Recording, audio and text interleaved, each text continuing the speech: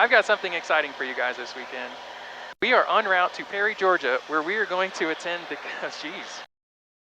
where we are going to attend the Canard Formation Clinic. Now, I've been to a couple of these before, and I have tried to take video and have had not a lot of luck. So I think I've got everything sorted out. I have a new wingtip mount that I'm excited about making use of. So let's try. But before we do that, I've got a couple things to sort out. One is, I gotta eat my lunch. This is a Taco Bell Crunch Wrap Supreme. You know, I don't think I've ever had a Crunch Wrap Supreme. These are actually pretty good.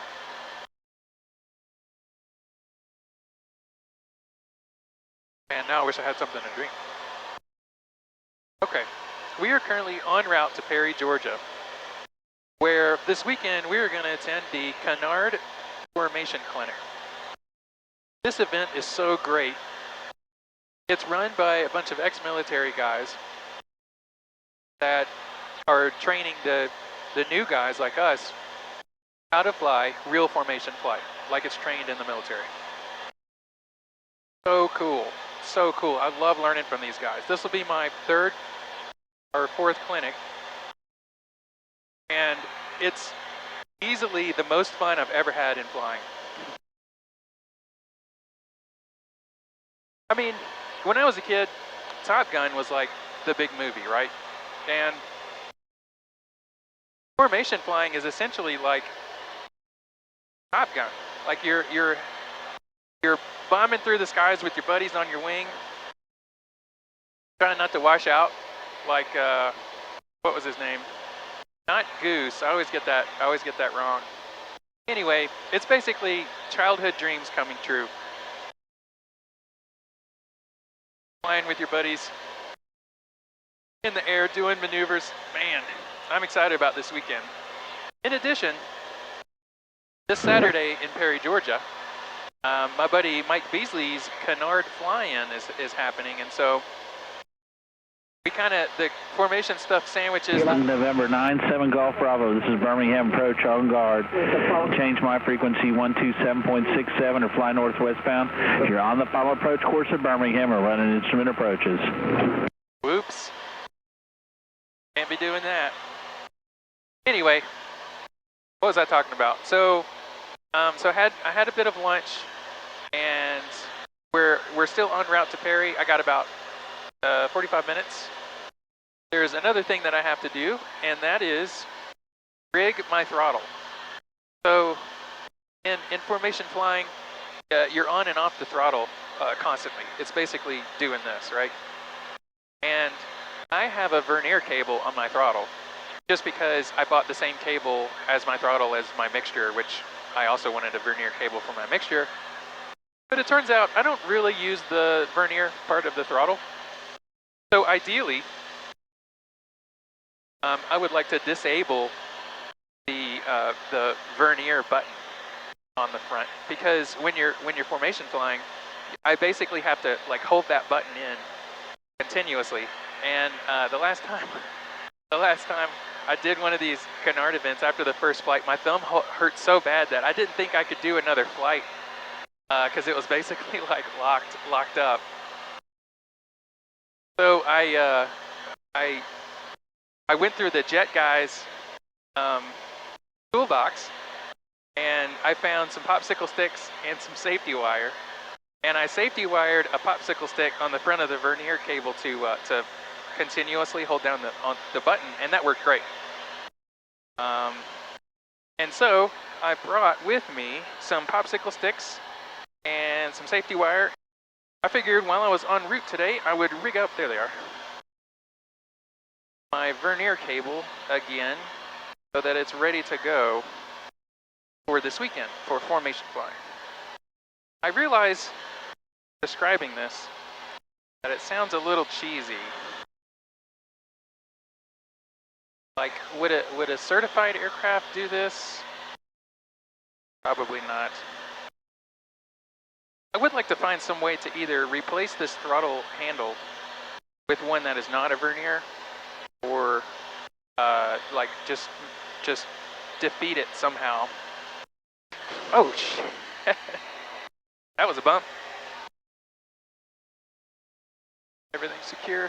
Nah, mostly. Oh, I'm over some hills here. I think that's what's getting me.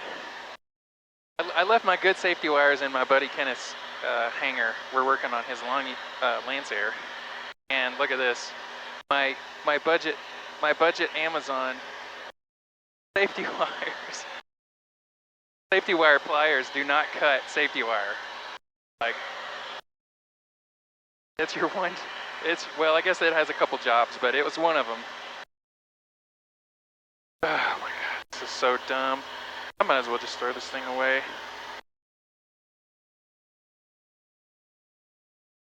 Like literally the wire is a harder steel than whatever steel they made this out of. And so it makes a little divot in the cutter head. I've been finding myself buying a lot more made in America materials these days, because it seems like everything coming out of foreign countries, you know the one I'm talking about, is just absolute trash. But I am such a miser sometimes, you know, like all I see is the price, and I think that's the wrong way of looking at it.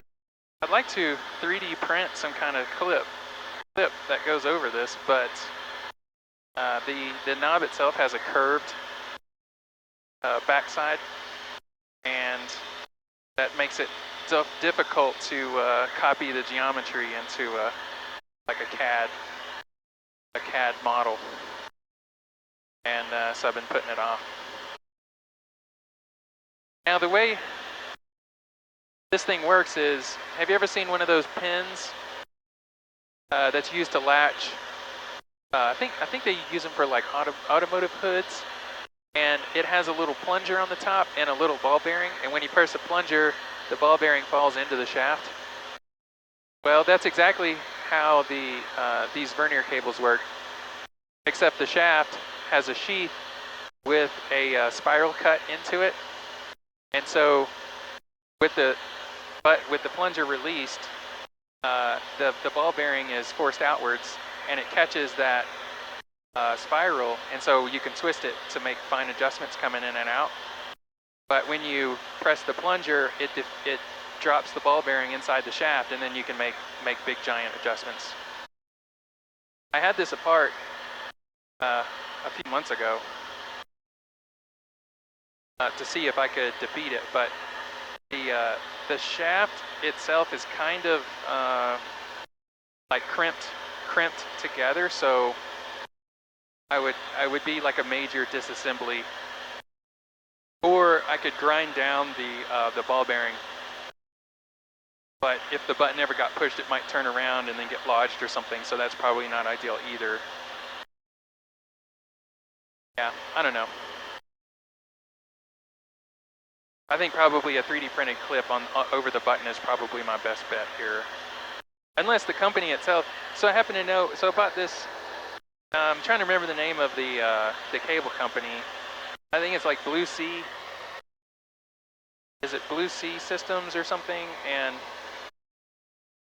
they have a division. In their brochure, they have a division that sells flight controls. And I know that they have these handles, but I don't know if they're compatible with my specific cable attachment. So now I've got a bunch of extra safety wire that I can't cut with this. I guess I'll try it. I don't think this is going to work very well. Oh, that didn't do shit. I do have a multi-tool. And it does have a cutter. Oh, wow, that worked really well. Okay. Wow, that's so much better. Leatherman. I wonder if this is made in America. I'll see what it says here. Leatherman. Probably not. Usually companies that make stuff in America like plaster it all over their product, right? This is the Leatherman Skeletool. Nice lightweight pair of multi-tool I thought would be useful. And I've used it. The Phillips I use sometimes when I'm on the road, and now here's number 2 use. So pretty cool. And it's very, very lightweight with lightning holes. Experimental. I really do love the experimental category. You know, it's a way for people like me to afford general aviation, because holy crap, airplanes are expensive. And, you know, to be fair, experimental aircraft are expensive also, but they are more affordable for sure, especially when you're allowed to do your own maintenance on them, you know. But you have to really enjoy doing it, because, you know, a lot of times it'll put me out in the hangar on a hot day, and it's kind of miserable, and sometimes I wish I could just pay somebody to fix a problem that I have, or to do some routine maintenance or something, but not the case. I'm always the one that's on the hook to do it, so. But that's pretty cool. I mean, you know, it gives me an idea about how everything is going, and how parts are wearing and what's breaking, and I have a very, very intimate knowledge of this aircraft. It's very rare that it surprises me these days, but it definitely does. There's always something new that is trying to break on these things.